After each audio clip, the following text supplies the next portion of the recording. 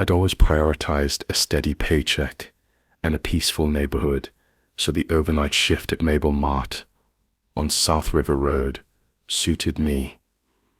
It was a small place, nestled between dark trees and the distant hum of Route 101. By midnight, the world outside was just shadows, and the constant buzz of the freezers became my sole companion. That Thursday night seemed no different. At 12:45 a.m., the parking lot was an empty expanse of asphalt. Beneath the solitary, buzzing street lamp, I just brewed a fresh pot of coffee, mostly for myself, and was wiping down the counter when the front door chimed. He entered with the casual familiarity of someone who'd been there 1,000 times. A man no taller than my shoulder, with neatly parted silver-gray hair under the harsh overhead light. He wore khaki pants, a pale blue button-down shirt, and brown loafers that had seen better days. He carried no phone, no wallet, only a single folded bill pinched between 2 fingers. When I asked how his night was, he whispered, "Fine." He bought a bottle of spring water and a pack of peppermints, the kind of purchase that usually suggests insomnia or a late drive home from nowhere. In particular, nothing about him had trouble, but something about him was sharp, like his mind was wound tighter than his soft-spoken tone suggested while the receipt printed. He studied me. Not a casual glance, not a friendly look. Studied me like he was memorizing the tilt of my head, the freckles on my arms, the way I counted his change. Then it happened. His hand darted forward and wrapped around my wrist. Not painfully, just firmly, too firm for someone his age. Or maybe too precise. His grip didn't tremble. It didn't loosen. It simply was like he'd practiced the exact pressure it would take to hold a stranger's attention without leaving a bruise.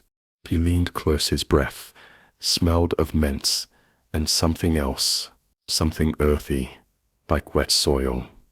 He said, "Be careful, girl. There is a devil all the time." And then nothing.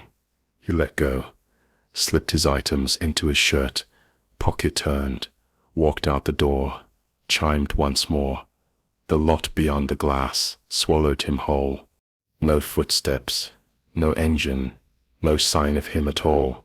The rest of my shift felt like a dream.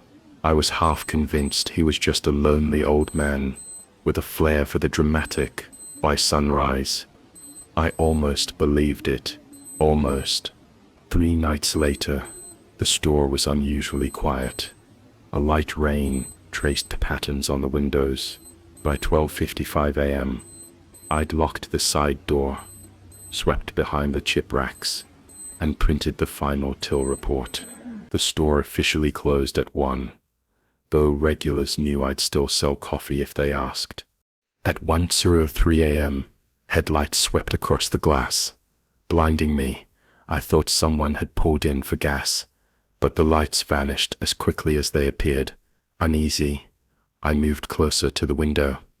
That's when I saw it, a white panel van, idling at the pumps, no company logo, no license plates, just a blank rectangle of metal where tags should be. My first instinct was to hit the silent alarm. My second was to convince myself it was nothing. Curiosity won. I stood there as the passenger door creaked open, and a figure stepped out.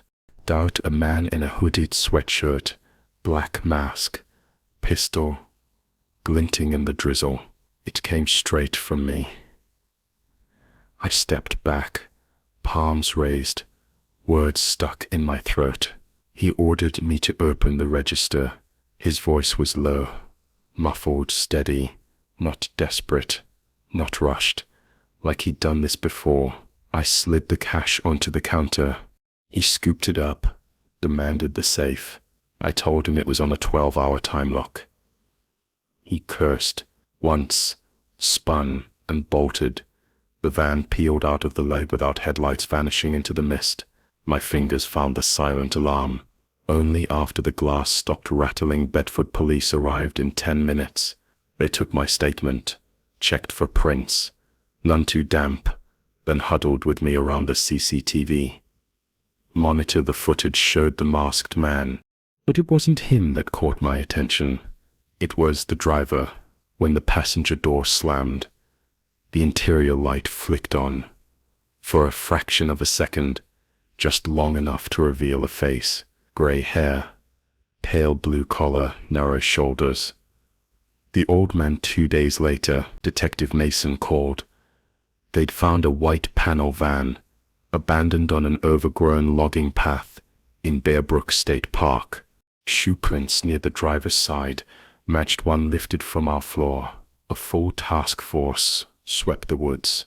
At dawn, they found an encampment wedged between boulders, tarps, sagging with rain, boxes of stolen cigarettes, and scratch tickets piled like scavenged treasure huddled in the camp with 3 men, 2 younger, both with Massachusetts records, and the old man. His name was Leonard Abbott, 71 years old.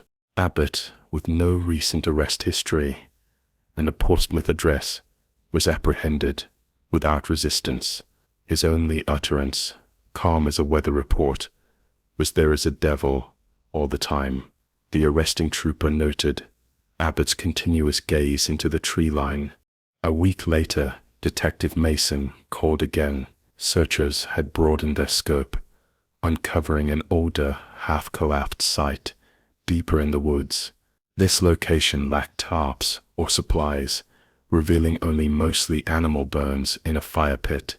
Among the heat-warped coins and melted watch remains, a driver's license was discovered, chillingly identified as belonging to a clerk who vanished 3 years prior after a Vermont holdup. Despite company policy now requiring 2 clerks after midnight, I still work nights, and the gas station feels more desolate than ever. Customers inquire about the robbery, making small talk, and I feign fine. Yet, Abbott's voice echoes in my mind. There is a devil all the time. I can't think about January 17th, 1994 without feeling the cold crawl up my spine. Even now, when I close my eyes, I smell it.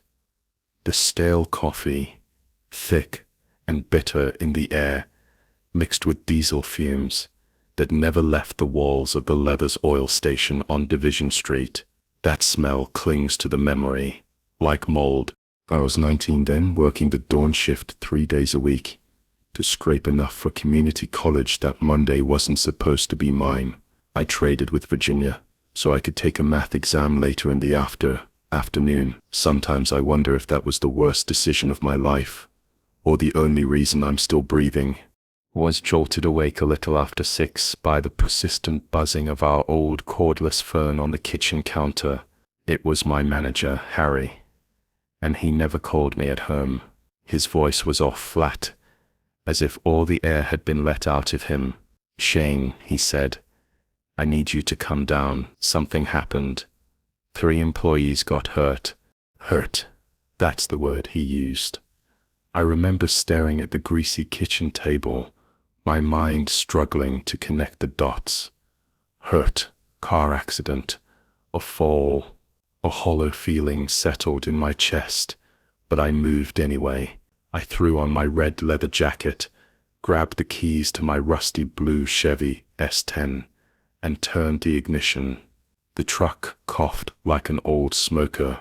The drive from Troutdale to Gresham took 10 minutes. I was half awake, half scared. The closer I got, the louder the world seemed. Sirens in the distance, the low hum of early traffic, my own heartbeat drumming in my skull. When I pulled in, I saw them. Police cruisers, a wall of flashing blue and red lights choking the parking lot. Yellow tape stretched across the pumps, fluttering in the icy wind, rolling off Mount Hood. A cop stepped forward, hand out like a crossing guard. Before he could speak, I saw Harry across the lot. His mustache always twitched when he talked, but that day it didn't move at all. He walked up slowly, his eyes hollow, And then he said it. "They're gone, Shane," 2 words heavy enough to crush my ribs. I stared at the oil-stained concrete, because looking at him felt impossible. Gone, like they clocked out early, like they were on a smoke break. But then an ambulance door slammed, that sharp metal cry slicing through the morning air, and it became real. Detectives kept me outside for a while before waving me in. The overhead fluorescents were off.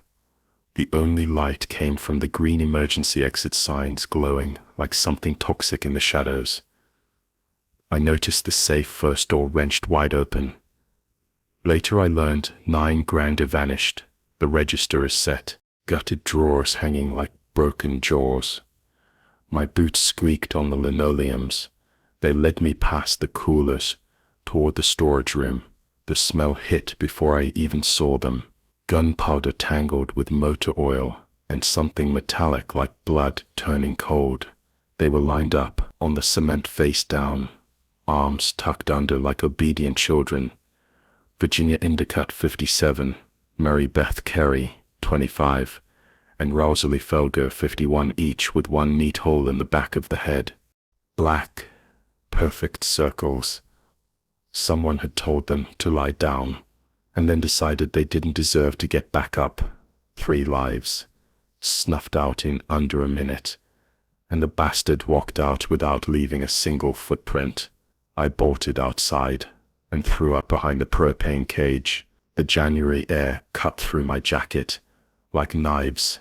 I kept seeing Virginia smile from Friday, the way she'd shown me pictures of her grandkids, all proud and glowing. Now those pictures would outlive her by 9. News vans swarmed the lot. Cameras, reporters. They called it the worst killing in Gresham's history while they filmed. Detectives asked me everything. Who held the keys? Who harbored a grudge against management?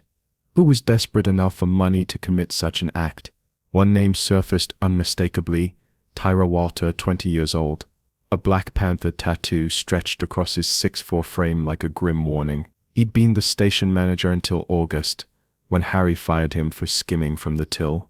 Tyra didn't react with screams or a fit of anger when he was fired. He simply stared at Harry and the rest of us, as if committing every face and detail to memory for a later confrontation. I skipped my exam that day. Numbers felt insignificant. The murders dominated every Portland broadcast. The report stated that Tyra arrived before sunrise with at least one accomplice, forced the women to open the safe, then led them to the back, and pop, pop, pop. 3 shots, 3 executions. They showed his mugshot. Angry eyes beneath a sharp hairline. They warned he might still be in the metro area. Sleep eluded me. Every creak in the house sounded like a footstep. Every shadow stretched too far. I kept picturing him in the hallway, moving quietly, a silencer in his hand. Dead witnesses don't tell stories. The station stayed dark for weeks. On February 10th, an informant fingered Ty as the shooter. By the time a warrant dropped, he was gone. Idaho maybe, or Mexico. No one knew. They picked up his cousin, Larry Cher, and a woman named Lori Stevens, the getaway driver.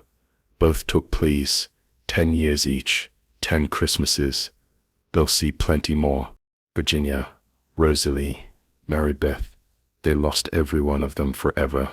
Leathers rebuilt, new paint, fresh pumps, even security guards. I never went back. Took warehouse shifts instead, but sometimes I'd drive past engine idling, staring at the station, like I could rewrite history if I wished hard enough. Maybe if I hadn't traded shifts, maybe if I hadn't seen something in Tyra's eyes back then. Maybe years bled together. Gresham grew shiny strip malls and cookie-cutter houses, but the murders stayed like a rust stain under the paint. America's Most Wanted aired the case in '95, Unsolved Mysteries. In '96, both ended the same, a shadow melting into darkness. The caption, "The suspect remains at large." 80 years later, last summer, I went to a vigil. Candlelight flickered under a cold drizzle. The family set out photos on a folding table. Virginia in a floral Easter dress, Rosalie with a sparkler frozen mid-laugh, Mary Beth cradling or newborn face soft with hope. The pastor asked if anyone who worked with them wanted to speak. Before I knew it, I was at the mic, words shaken out of me. I told them how Virginia once replaced my whole starter motor during her lunch break because she was sick of hearing my truck cough. Rosalie brought cinnamon rolls every Monday. How Mary Beth wanted to finish nursing school. When it ended, I didn't leave right away. Rain slicked the gas station lot, bathed in the sickly amber glow of sodium lights. By pump 3, I saw him, a tall man, hood up, hands in pockets, unnervingly still, his head tilted, and my stomach clenched. When he turned, just his profile, I saw it ink curling from beneath his jacket, where a navel should be, a black sharp cat's head. A bus groaned by, a wall of sound momentarily separating us. When it passed, he was gone. Perhaps just a stranger with a strange tattoo, or perhaps the past had returned. I didn't chase. I drove, white-knuckled, eyes glued to the rearview mirror, every distant headlight feeling like him closing in. None were, but the sensation persisted. Someone running alongside, just beyond my headlight's reach. 30 years later, Tyrone remains a ghost in the system. FBI files so old most agents hunting him weren't even born when those women died. They say he could be anyone now, filing taxes, coaching Little League, laughing at barbecue jokes while neighbors nod and smile. People think fugitives grow beards and hide in the woods. Most of the time, they blend in, they wait, and sometimes I think he's not hiding from them, he's hiding from me. And one day he'll stop.